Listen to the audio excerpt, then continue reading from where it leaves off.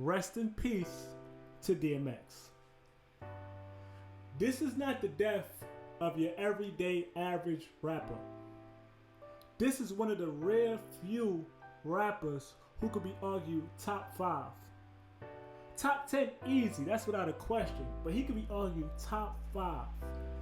This is Biggie and Pac tier rapper. This is God tier rapper. Okay, I had to just make that clear. Now I gotta go in on y'all people talking about how y'all don't feel bad about his death because he was on drugs.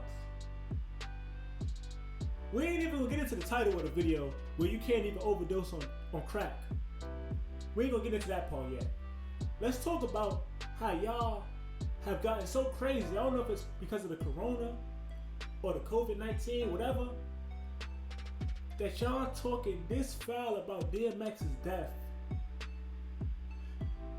The man was set up in the mid-80s, in the middle of the crack era, at 14 years old, a child, a baby, set up,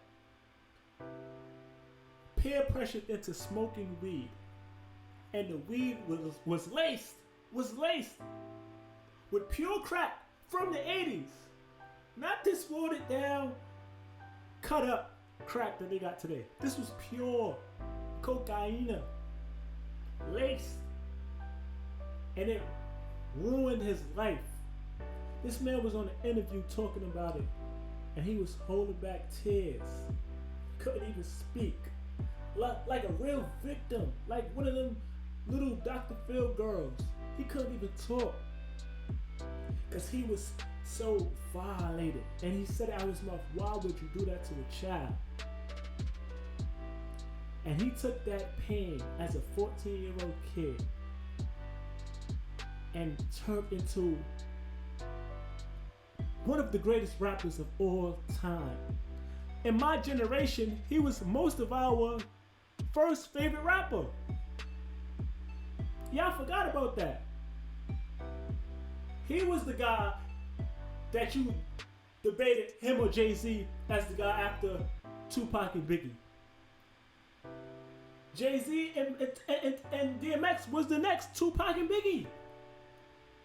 The Brooklyn rapper and the bald-headed pain rapper. Y'all forgot that quick? This DMX we talking about. One of the best lyrically. Best albums. Classic albums. 2 platinum albums in the same year. The best videos. The motorcycles. The dogs. We ain't never seen nothing like it. This is DMX. When I was making the video to this, I made the video first and I had to hold back tears looking at the clips. I couldn't believe it. It finally set in that DMX is dead. And y'all trying to smear his name. And he ain't even overdosed on crack because you can't. And we know that because we from the hood. The hood scientists. But on the real, science proved it already. You can't overdose on crack. Heroin, yes. Crack, no. You can't overdose. The man got fat. We see it all the time in the hood. They give you all the medicine. You get fat. Everybody say you looking good. Then you die. We see it all the time. Because you get fat. You get unhealthy. Everybody say you're looking good and you're looking healthy, but you're really unhealthy. And you die from clogged arteries. That's a heart attack. That's what the doctor said, a heart attack. You can't overdose on crack, we know that. How dare y'all?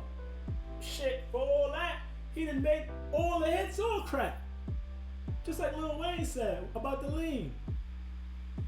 Yeah, but I ain't even gonna go into that because Lil Wayne was wildin' for saying that. So, but we talking about a true movie star. This man could really act. He was one of the pioneers of rappers going into acting. And he was actually good. He wasn't just a rapper that act, he was a movie star. Belly was a classic. Exit Wounds, a real action movie.